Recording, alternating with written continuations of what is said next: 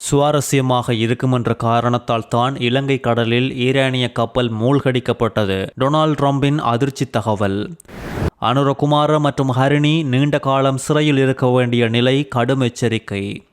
உயிர்த்த ஞாயிறு தாக்குதல் விசாரணையில் கோட்டபாயவின் பெயர் அம்பலமானது. சுரேஷ் சாலை மீது உறுதிப்படுத்தப்பட்ட அதிரடி குற்றச்சாட்டுக்கள்.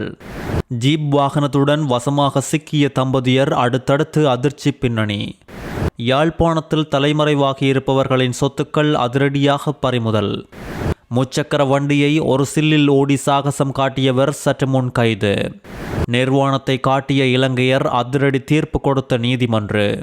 சட்டவிரோதமாக சேமித்து வைக்கப்பட்டிருந்த 19,000 லிட்டர் டீசலோடு 4 பேர் அதிரடி கைது.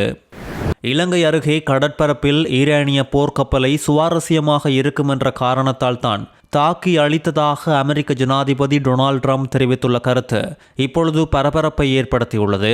கப்பலை கைப்பற்றுவதை விட மூழ்கடிப்பது நல்லது என தனது ஜெனரல்களில் ஒருவர் தன்னிடம் கூறியதாகவும் அது மிகவும் சுவாரஸ்யமாக இருக்கும் என கூறியதாக ட்ரம்ப் நிகழ்ச்சி ஒன்றில் தெரிவித்துள்ளார். இலங்கைக்கு அருகே கடந்த வாரம் சர்வதேச கடல் பகுதியில் அமெரிக்க நீர்மூழ்கி கப்பல் தாக்குதலால் ஈரானிய கடற்படை போர்க்கப்பல் ஐரிஸ் டெனா மூழ்கடிக்கப்பட்டதில் 104 ஈரானிய கடற்படையினர் காணாமல் போன நிலையில் 84 பேரின் சடலங்களை இலங்கை கடற்படை மீட்டதோடு 32 பேர் காயமடைந்தனர்.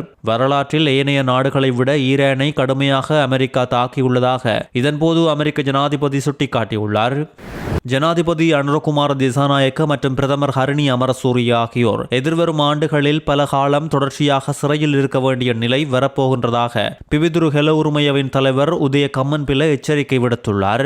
முன்னாள் ஜனாதிபதி ரணில் விக்ரமசிங்கவை பழிவாங்கும் எண்ணத்தில் இப்பொழுது முன்னெடுக்கப்பட்டு வரும் நடவடிக்கைகள் ஜனாதிபதி அனுரகுமாரவிற்கே புதைக்குழியாக மாறப்போவதாக தெரிவித்துள்ளதோடு ரணில் விக்ரமசிங்க விளக்கமறியலில் தடுத்து வைக்கப்பட்ட நாட்களைப் போல பல மடங்கு காலம் அனுர சிறையில் இருக்க வேண்டிய நிலை உண்டாகும் என நேரடி எச்சரிக்கையை விடுத்துள்ளார். முன்னாள் ஜனாதிபதி ரணில் விக்ரமசிங்க லண்டன் பல்கலைக்கழகத்தின் பட்டமளிப்பு விழாவில் கலந்து கொண்டமை உத்தியோகபூர்வ அழைப்பின் பேரிலானது என்பது தற்போது உறுதிப்படுத்தப்பட்டுள்ளதாகவும் ஒரு ஜனாதிபதியின் பயணங்களை உத்தியோகபூர்வமானது மற்றும் தனிப்பட்டது என பிரித்து பார்க்கவே முடியாது என்றும் உதய கம்மன்பில இதன் போது வாதிட்டுள்ளார்.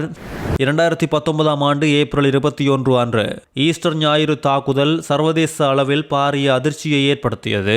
250க்கும் மேற்பட்டோர் கத்தோலிக்க தேவாலயங்கள் மற்றும் நட்சத்திர ஹோட்டல்களை குறிவைத்து நடத்தப்பட்ட தாக்குதலில் உயிரிழந்ததோடு நூற்றுக்கணக்கானோர் காயமடைந்தனர். குறித்த தாக்குதல்களை அடுத்து பல சந்தேக நபர்கள், அவர்களது குடும்பத்தினர் மற்றும் உதவியாளர்கள் குறித்து விசாரணைகள் முன்னெடுக்கப்பட்ட நிலையில் அதிகமாக சாரா ஜாஸ்மின் பற்றி கதைக்கப்பட்டது. இவர் நீர்கொழும்பு தற்கொலை குண்டுதாரியின் மனைவி. சாரா ஜாஸ்மினின் மரணத்தை உறுதிப்படுத்துவதற்காக 3வது DNA சோதனை நடத்த கோட்டபாய ராஜபக்ச அழுத்தம் பிரயோகித்து உத்தரவிட்டமை பலத்த சந்தேகங்களை எழுப்பியுள்ளது.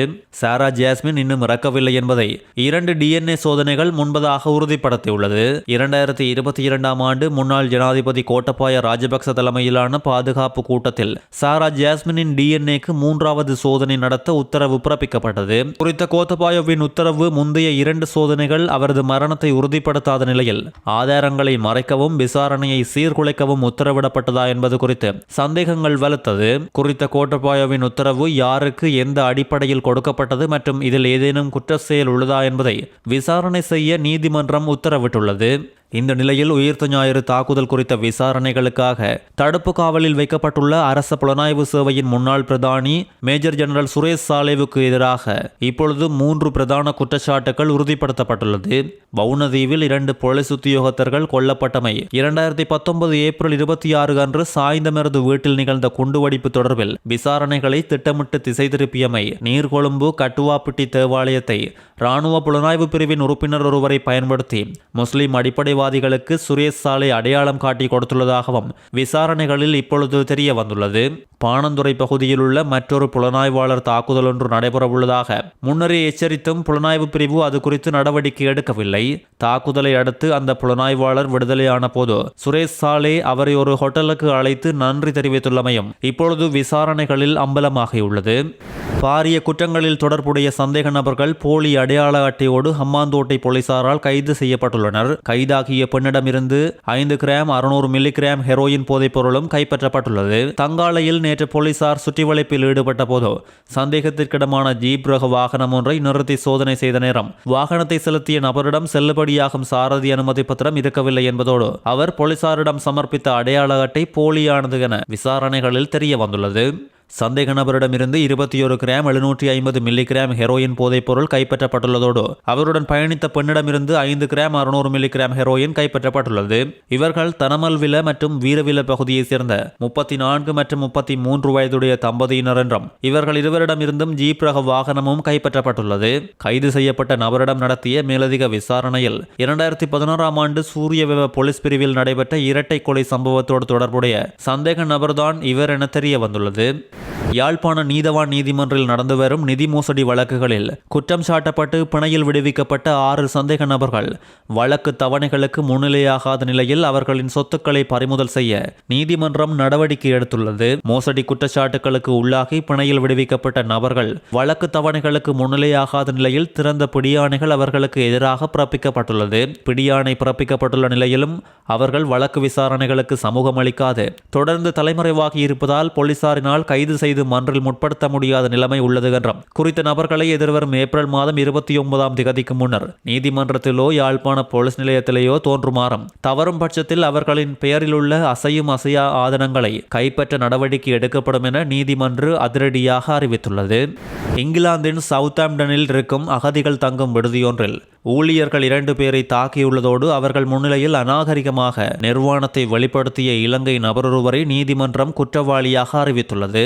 38 வயதான குறித்த நபருக்கு எதிராக போர்ட்ஸ்மவுத் கிரவுன் நீதிமன்றத்தில் விசாரணை நடைபெற்றதோடு 2025 ஆகஸ்ட் 15 அன்று சவுத்தாம்ப்டனில் உள்ள ஹைஃபீல்ட் ஹவுஸ் ஹோட்டலில் குறித்த சம்பவம் ஒன்று பதிவாகியுள்ளது. தனது தொலைபேசி வேலை செய்யாத காரணத்தால் கோபமடைந்த சந்தேக நபர் ஹோட்டல் வரவேற்பு அதிகாரிகளுடன் வாக்குவாதத்தில் ஈடுபட்டு நான் இலங்கையை சேர்ந்தவன், இந்தியா மற்றும் பாகிஸ்தானை சேர்ந்த உங்களைப் போன்ற சிறிய மனிதர்கள் எனக்கு மரியாதை கொடுக்க வேண்டும் என இன ரீதியாக ஊழியர்களை இழிவுபடுத்தியுள்ளார். இந்த வாக்குவாதத்தில் அவர் தனது நிர்வாணத்தை வெளிப்படுத்தியதோடு அதனை தடுக்க முயன்ற ஊழியர்கள் இருவரையும் இவர் தாக்கியுள்ளார். அநாகரிகமாக நடந்து கொண்டதை அவர் ஒப்புக்கொண்டாலும் அது மற்றவர்களை அச்சுறுத்தும் நோக்கத்தில் செய்யப்படவில்லை என வாதிட்டுள்ளார். இவ்வாறு வாதிட்டாலும் சிசிடிவி ஆதாரங்களை ஆய்வு செய்த ஜூரி சபை இவரை குற்றவாளி என தீர்ப்பளித்துள்ளது. கடுகஸ்தோட்டையில் ஆபத்தான வாகனம் ஓட்டுவதை காட்டும் வீடியோ சமூக ஊடகங்களில் வைரலானதை அடுத்து முச்சக்கர வண்டி சாரதி கைது செய்யப்பட்டுள்ளார். வீதியில் பாதுகாப்பற்ற முறையில் முச்சக்கர வண்டி ஓட்டுநர் ஒருவர் செயல்படுவதை காட்டும் காட்சிகளை பொதுமக்கள் பகிர்ந்ததை அடுத்து சமூக ஊடகங்கள் மூலம் காவல்துறையினர் குறித்த சம்பவம் தொடர்பில் முதலில் அறிந்ததாக டிஐஜி சேனாதீர தெரிவித்துள்ளார். நேற்று முன்தினம் கடுகஸ்தோட்டை காவல் நிலைய பொறுப்பதிகாரிக்கு குறித்த சம்பவம் தெரிவிக்கப்பட்ட பின் பொறுப்பற்ற முறையில் வாகனம் ஓட்டியதாக கூறப்படும் 26 வயது சந்தேக நபர் கைது செய்யப்பட்டதோடு நடத்தப்பட்ட போதைப்பொருள் சோதனையில் சந்தேக நபர் கஞ்சா பயன்படுத்தியதாக தெரிய வந்துள்ளது.